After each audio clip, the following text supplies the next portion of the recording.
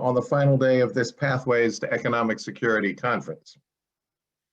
The National Academy of Social Insurance is right where it should be, at the forefront of dealing with the most important issues affecting the lives of all Americans.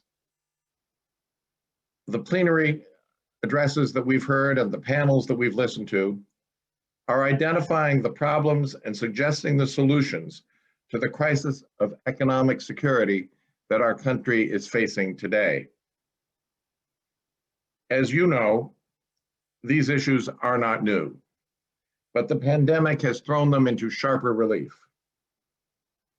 We now, as Americans, know more than ever the situation and the condition of other Americans, and many of our colleagues and friends find ourselves in new, difficult situations. I'll return a little later to our situation today.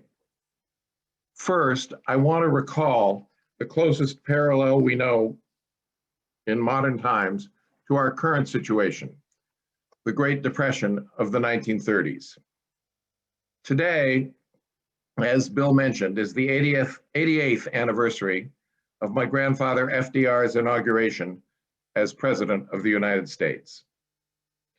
Although it is no longer Inauguration Day, except in the conspiratorial minds of some QAnon insurrectionists, I think it is appropriate to consider the similarities in our national situation and our national mood.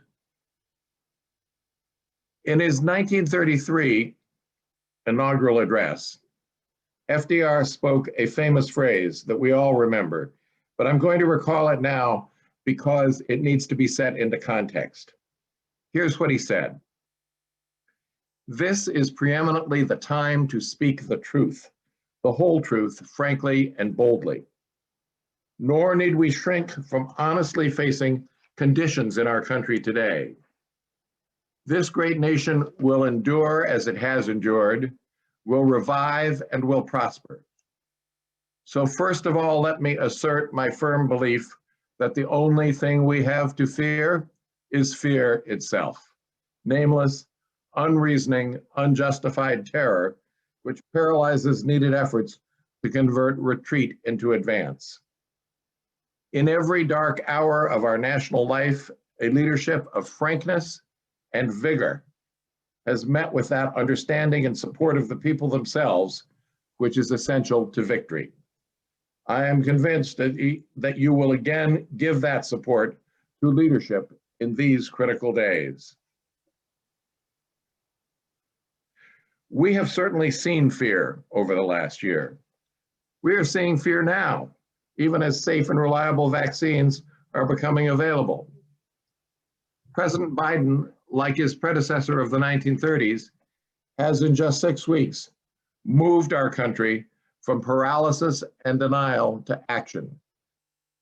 There are those who still need to accept that reality. There are those who still need to recover from fear and build confidence, but we are on that path. Yesterday's important keynote by Senator Sherrod Brown pointed out several of the areas for action. Because the New Deal was the foundation of social insurance in the United States, it is an appropriate place to look first. And its hallmark, Social Security, has a long history of bipartisan cooperation. Even now, as we thrash out partisan approaches, you can see the similarities between Senator Romney's family plan and President Biden's proposals.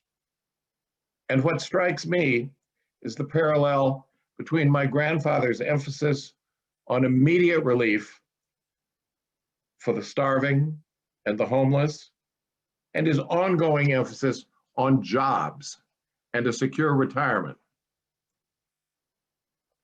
As FDR put it, the nation asks for action and action now. Our greatest primary task is to put people to work. This is no unsolvable problem if we face it wisely and courageously.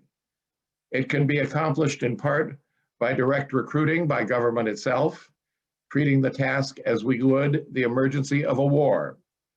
But at the same time, through this employment, accomplishing greatly needed projects to stimulate and reorganize the use of our natural resources. Just think about applying those principles and those concepts to our situation today. My personal focus on income security and healthcare is summed up in a comment that I heard a few days ago from the Dean of the Boston University School of Public Health, Dr. Sandro Galeo. As he said, health gaps are caused by wealth gaps. The problems and solutions to both go hand in hand.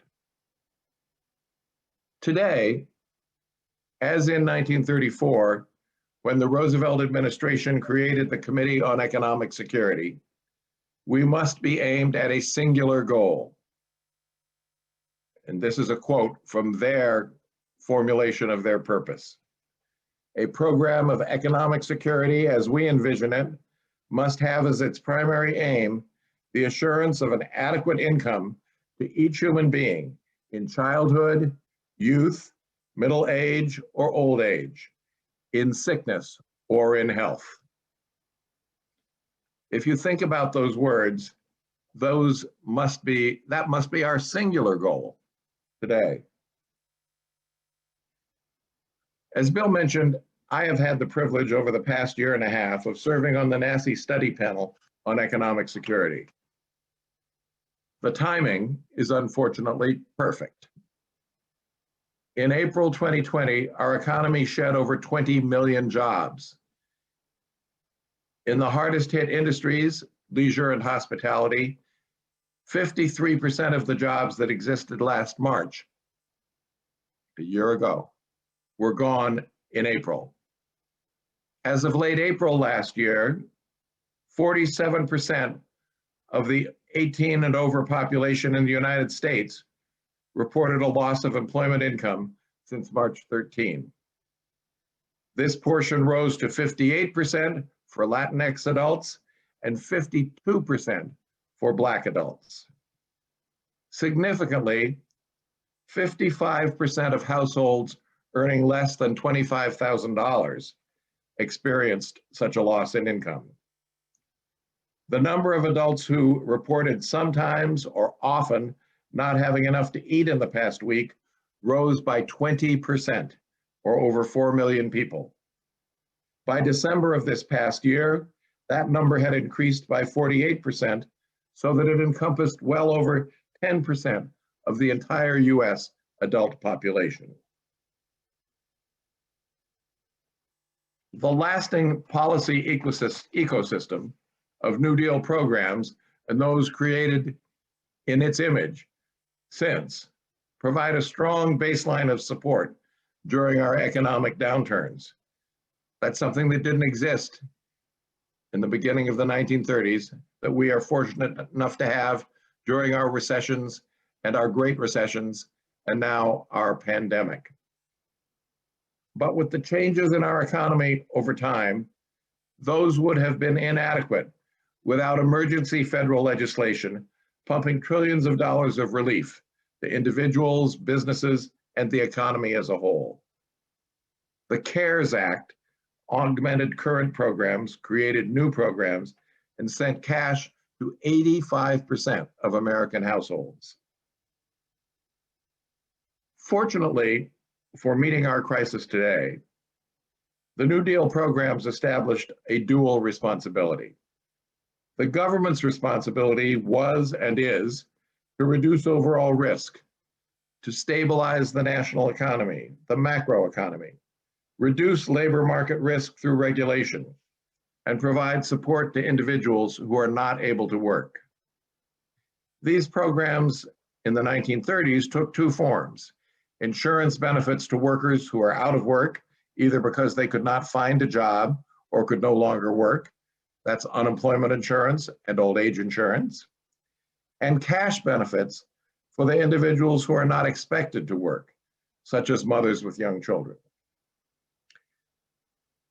Those were the expectations of the 1930s. Today, we know mothers with young children must also often work in our current economy.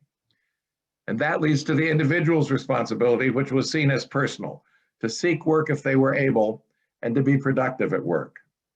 Between the two responsibilities is a difficult balance in adequately ensuring and reducing risk to the individual while not disincentivizing the individual from seeking labor income. The tension between risk and incentive is accompanied by the challenge of an ever-changing economy. Economic risks in general, and economic risk to labor income in particular, evolve over time. As we have moved from an agricultural and manufacturing economy to a globally integrated service economy, the average unemployment duration has increased significantly. The average unemployment spell in a given year ranged from 7.9 to 15.8 weeks from 1948 to 1952, for example. In 26 of the 38 years since 1952, the average unemployment spell exceeded 15.8 weeks, peaking at 39.4 weeks in 2011 and 2012. Think how long that was after the beginning of the Great Recession. Simultaneously, labor force participation rates have consistently declined since peaking in 1997 and 1998. In 2019, even before the pandemic, the portion of the population aged 16 years and older in the labor force was down to 63.1%, a 30-year low.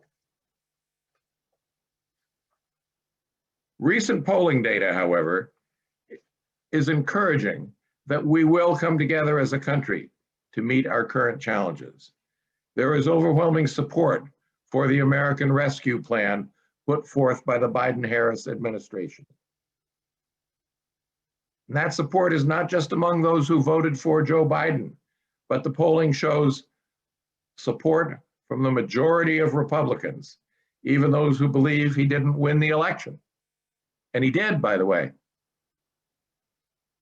That gives me hope that we can once again be inspired by the message of the 1934 inaugural. And here's what FDR said then. If I read the temperature of our people correctly, we now realize, as we have never realized before, our interdependence on each other, that we cannot merely take, but must give as well. But if we are to go forward, we must move as a trained and loyal army, willing to sacrifice for the good of a common discipline, because without such discipline, no progress is made, no leadership becomes effective. We are, I know, ready and willing to submit our lives and property to such discipline because it makes possible leadership which aims at a larger good. This I propose to offer, pledging that the larger purposes will bind upon us all as a sacred obligation with the unity of duty to evoke that is normally evoked only in times of armed strife. As we discussed, that's the conclusion of the quote from FDR in 1934, but highly applicable today, I think. As we discussed guaranteed employment or guaranteed income, enhanced Social Security, and improved Medicare and Medicaid, and infrastructure investment, we do so now in a time of crisis, but also in a time of increased clarity and understanding. The suffering that so many are going through right now presents an opportunity for long-term improvement following short-term relief. Enhancing Social Security with better benefits for low earners and long-time retirees, as well as improved access to disability benefits, is a particular focus for me.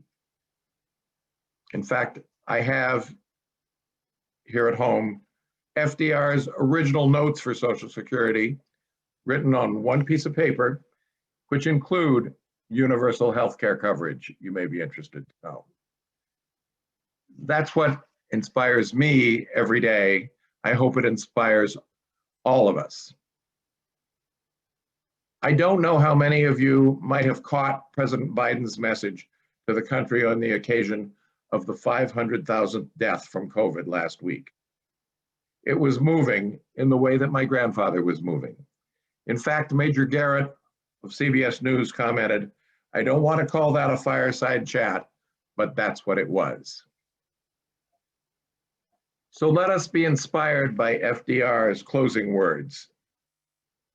He said, "We face the arduous day that lies before us in the warm courage of the national unity, with a clear consciousness of seeking old and precious moral values, with a clean satisfaction that comes from the stem performance of duty by old and young alike.